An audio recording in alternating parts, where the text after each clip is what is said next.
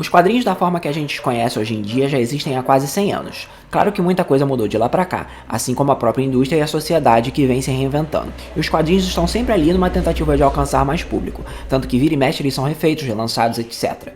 E uma coisa que reflete bem essas mudanças são os relacionamentos entre os personagens. Tem uns que todo mundo ama, outros que todo mundo odeia, outros que ninguém nem lembra que existe, mas também houveram muitos que foram bastante polêmicos. E é sobre isso que eu vou te contar nesse vídeo. Quer saber mais? Então vem que eu te conto, porque eu sou John Jones, você está assistindo a Tosqueiras, e esses são os casais mais tóxicos dos quadrinhos da Marvel e da DC. A Feiticeira Escarlate já teve um relacionamento com seu próprio irmão gêmeo, Mercúrio, no universo Ultimate Marvel, que é conhecido por ser um pouco mais picante que os outros. O intuito do universo Ultimate, na época, era ser mais polêmico mesmo que os outros, tanto que eles sempre faziam esse tipo de coisa para gerar um burburinho, seja ele positivo ou não. Os fãs detestaram esse relacionamento e viviam pedindo para Marvel acabar com isso, mas os roteiristas insistiram. Teve até uma cena que o Wolverine assistia a eles enquanto eles se pegavam, sendo que o Wolverine, na época, era para ser tipo o pai deles. Eu sei que é confuso, mas a justificativa da Marvel para esse subplot era fazer com que os fãs se apegassem mais à Wanda e para servir como um chamariz para o próximo evento que a Marvel ia lançar na época, que era o Ultimato. Não deu certo e as vendas dos quadrinhos do universo Ultimate começaram a despencar, e a Marvel logo depois cancelou essa linha. E vale lembrar que aquele arco chamado Vingadores: A Queda também só rolou porque a Feiticeira Escarlate não aceitou o fim do seu relacionamento com o Capitão América na época, e isso não foi no universo paralelo. O primeiro casal que vem em mente quando a gente menciona casais tóxicos das HQs é claro que é o relacionamento do Coringa com a Arlequina. Pra quem não sabe, a Arlequina era uma psicóloga na instituição Arkham, onde o Coringa era internado, e ela acabou se apaixonando por ele. Os dois viraram namorados e ela também se tornou parte da gangue do Coringa. O problema é que ele abusava muito dela tanto física quanto psicologicamente, mas com o tempo ela também passou a agredi-lo. E aí sim o relacionamento se tornou tóxico de verdade. Depois de um tempo, ela resolveu largar o Coringa de vez e saiu por aí pegando vários heróis e vilões até chegar a um relacionamento instável com a Era Venenosa. Em 2003, a Marvel lançou uma história que todo mundo odiou sobre a jovem Tia May, que fazia a revelação de que a May na verdade era a mãe do Peter e não tia, e ela havia enganado a própria irmã para ter um filho com o pai do Peter. Nessa HQ, a Mary, que é a mãe biológica do Homem-Aranha, nas histórias que a gente conhece, perdoa a irmã, só que elas fogem de casa para evitar briga com os pais que são muito religiosos. E aí, a Mary resolve criar o Peter como se fosse seu filho biológico para que a May não arrume briga com os pais dela, que nunca descobrem. Além de ruim, essa história não faz o mínimo sentido, porque cria vários paradoxos com os fatos sobre o lore do Homem-Aranha que já estavam estabelecidos há anos.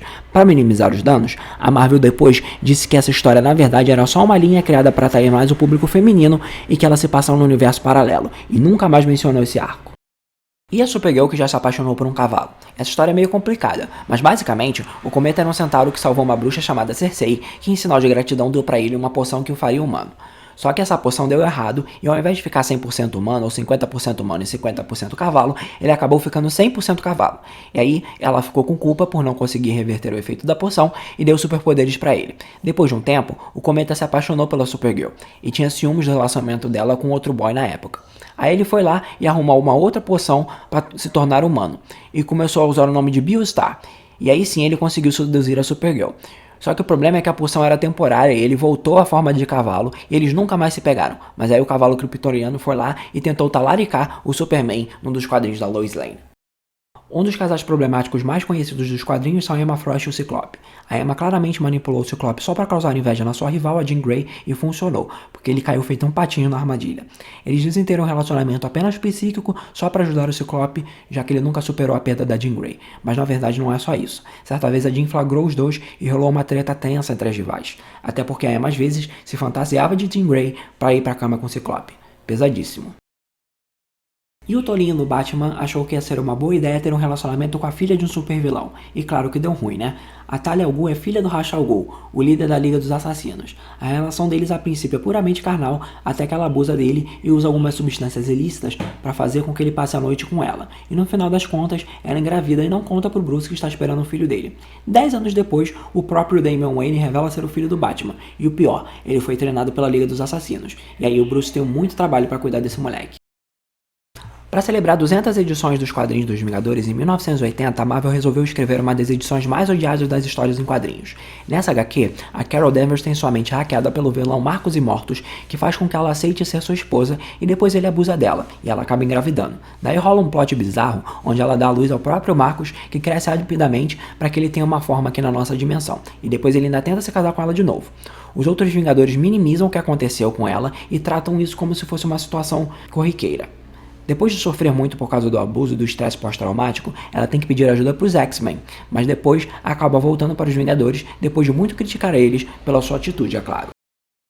Outra história que envolve uma pessoa tendo um relacionamento com outra só para causar inveja foi quando a Mulher Gato pegou Asa Noturna só para deixar o Batman com ciúmes. E aí é claro que o melhor detetive dos quadrinhos ia descobrir. E quando Bruce Wayne tomou ciência do que estava acontecendo, ele esculachou a Mulher Gato por ser muito mais velha e madura do que o Asa Noturna. E se aproveitou dele não só para causar inveja no Batman, mas também para roubar as joias às custas dele. O Arqueiro Verde também foi abusado por uma mulher. Essa aqui se chamava Shadow, que inclusive já pegou o pai e a irmã dele. Depois de abusar do arqueiro, ela deu à luz a um garoto chamado Robert e ainda impediu o Oliver de ter qualquer relação com seu próprio filho. O Homem-Púrpura também é conhecido por usar feromônios para manipular as pessoas, principalmente a Jessica Jones, que na época era conhecida como a super-heroína Safira. Ele usou seus poderes para fazer uma lavagem cerebral nela e a convenceu a viver num relacionamento com ele que durou vários meses, além de tentar usá-la para atacar outros heróis. Ela ficou tão traumatizada com isso que desistiu de ser uma super-heroína e passou a ser uma detetive particular. Outra mulher muito manipuladora dos quadrinhos é a Jean Loring, que aliás é uma mera humana sem nenhum superpoder. Ela era casada com Átomo, mas se cansou do fato de que ele nunca estava com ela e priorizava a vida de super-herói e a vida de marido, e resolveu traí-lo. Só que quando ele descobriu, ele se divorciou dela. E aí, para ganhar a atenção dele de volta, ela entra numa pira de atacar os amados de outros heróis, o que resulta na morte da mulher do Homem Elástico e o pai do Tim Drake nos quadrinhos da Crise de Identidade da DC. Ao longo dos anos, o casal do Quarteto Fantástico, Reed Richards e Sue Storm, também já tiveram vários altos e baixos em seu casamento. Embora Sue tenha traído ele e feito outras coisas questionáveis, Reed é pior e constantemente leva seu trabalho mais a sério do que sua família, além de já ter sido visto agredindo a esposa e os filhos. Ele claramente gosta mais do filho do que da filha, só porque o garoto é mais inteligente que a sua irmãzinha. No começo da carreira do Hal Jordan, ele teve um caso com uma outra Lanterna Verde chamada Arícia, que tinha um crush no seu colega de trabalho, mas ele levava tudo na esportiva, tanto que frequentemente chamava ela de irmãzinha, para que ela não confundisse as coisas, já que ela tinha tipo metade da idade dele. O problema é que com o tempo ela começou a gostar mais e mais dele, até que ela começou a passar a tentar seduzi-lo. O Hal sempre resistiu, até que rolou a história em que eles ficaram presos numa caverna e Arícia usa o anel para desejar ser uma mulher mais velha, e não mais uma menina de 14 anos. E dali em diante, eles tiveram um relacionamento e os outros Lanternas Verdes agiram como se nada tivesse acontecido. Mas quem não gostou nada disso foi o público, que criticou muito esse arco, que rapidamente foi desconstruído pelo próximo roteirista da HQ, e a DC nunca mais tocou nesse assunto, desde 1981, quando essa história foi publicada. Um relacionamento parecido, porém menos implícito, foi o do Exterminador com a Terra, que era um aprendiz dele, com mais ou menos a idade dos filhos do cara. No final, ele acabou usando ela só para tentar atacar os jovens titãs. Em 2016, um dos caras mais mulherengos das HQs, o Johnny Storm, pegou a sua própria cunhada, Medusa, enquanto ele ainda estava num relacionamento com a irmã dela, a Cristales. Para sorte dele, a Medusa não estava mais num relacionamento com o Rei dos Inumanos, o Raio Negro, ou ele poderia ter sido executado, por traição ao rei, mas ainda assim, deu ruim quando a Cristales descobriu e o Johnny resolveu sair dos Inumanos para evitar mais tretas. Uma história parecida aconteceu na DC quando a Estelar pegou o Jason Todd, que é meio que o irmão adotivo do Dick Grayson. Já o Superman disse que não casa com a sua prima, Supergirl, porque em Krypton isso é proibido, enquanto em alguns lugares da Terra o casamento seria legal, o que dá a entender que ele anda pesquisando muito sobre esse assunto. Ele considera ela ideal pra ele e até se declara. Estranhamente, a Supergirl não acha isso bizarro e tenta arrumar uma mina parecida com ela pro Clark não ficar na vontade. E ela até arruma pra ele uma mulher que era uma sósia da Supergirl, só que o Clark Kent não sabia disso na época e achou que era uma própria Supergirl mais velha. Esse relacionamento não deu certo porque essa mulher era de um outro planeta e perderia todos os seus poderes aqui. Mas na mesma edição, a Supergirl se sente tão mal por não poder ficar com seu primo que ela tenta fazer com que ele pegue outras mulheres, mesmo que ele tenha que voltar no tempo para isso. Algumas das mulheres que ele sugere que possam ter um relacionamento com ele são a Helena de Troia e a Cleópatra. Juro que eu não estou inventando isso. Action Comics número 289 de 1962. Pode ler se você não acredita na minha palavra. Outros primos que também já tiveram um relacionamento foram Hulk e a She-Hulk. Isso aconteceu no universo do velho Logan, onde eles inclusive têm vários filhos por conta de uma relação incestuosa.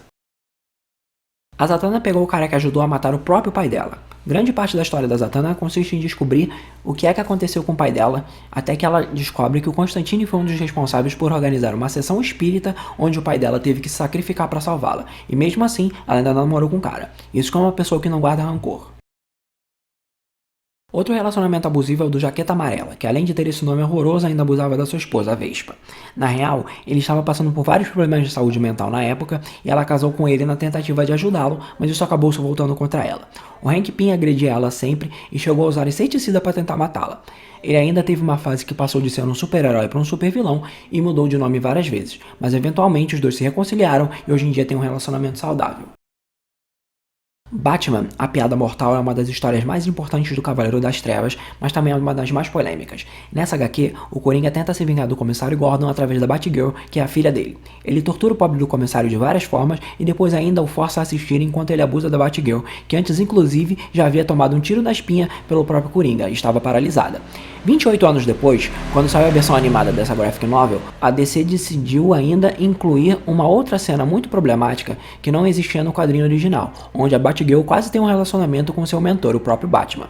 Nesse ínterim, nos quadrinhos do Batman do futuro, rolou ainda uma outra história onde o Bruce Wayne de fato engravidou a Barbara Gordon e ela acabou abortando, o que a deixou ainda mais traumatizada. Teve um relacionamento também da Supergirl com o melhor amigo do Superman, o Jimmy Olsen. E nesse quadrinho aqui, eles chegam até a se casar. Acontece que a Linda Danvers, que é o alter ego da Supergirl, estava com amnésia na época e o Jimmy, sem saber, acaba expondo ela a Kryptonita vermelha, o que faz com que ela perca seus poderes temporariamente. Depois da cerimônia de casamento, o efeito da Kryptonita vermelha passa e a Supergirl recupera seus poderes e a sua memória. Só que aí, ela se liga que o Jimmy gosta da Linda Danvers, mas não da Supergirl. E aí o plano dela é fazer com que ele traia sua mulher com o alter ego de sua mulher, sem ele saber que ela é o alter ego. E ela inclusive chega a pedir ela em casamento, usando a persona de Supergirl. Até que o Jimmy finalmente descobre e eles acabam vivendo felizes para sempre. Só que não, porque na verdade tudo não passava de um sonho. E no final dessa edição a DC explica que aquilo ali era uma brincadeirinha e que você gastou seu dinheiro de verdade numa historinha de mentira.